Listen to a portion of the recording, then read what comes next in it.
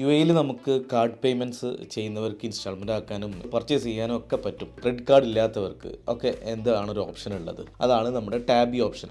Tabby payment ഒരുപാട് സ്റ്റോറുകൾ ഇപ്പോൾ അക്സെപ്റ്റ് ചെയ്യുന്നുണ്ട്. ടാബി സെറ്റ് ചെയ്യാൻ പറ്റും എന്നുള്ളതാണ് നമ്മൾ നോക്കേണ്ടത്. നേരെ പ്ലേ സ്റ്റോറിലോ അല്ലെങ്കിൽ ആപ്പിൾ സ്റ്റോറിലോ പോവുക, ടാബി ഡൗൺലോഡ് ചെയ്യുക, അലോ ചെയ്യുക, UAE കൺട്രി സെലക്ട് ചെയ്യുക, ലോഗിൻ ഓർ സൈൻ അപ്പ് കൊടുക്കുക, അതിനുശേഷം നമ്മുടെ ഫോൺ നമ്പർ കൊടുക്കുക, നമുക്കൊരു OTP വരും. ആ OTP കൊടുത്തതിന് ശേഷം നേരെ സ്റ്റോറിലേക്ക് കയറി. ഇത്രയേ ഉള്ളൂ, സംഭവം സിമ്പിൾ. പ്രൊഫൈലിൽ പോയി കഴിഞ്ഞാൽ മുകളിൽ പേഴ്സണൽ ഇൻഫർമേഷൻ ആണ്. അവിടെ അപ്ഡേറ്റ് യുവർ പേഴ്സണൽ ഇൻഫർമേഷനിൽ സെലക്ട് ചെയ്ത് കഴിഞ്ഞാൽ എമിറേറ്റ്സ് ID ആഡ് ചെയ്യാനുള്ള ഓപ്ഷൻ വരും.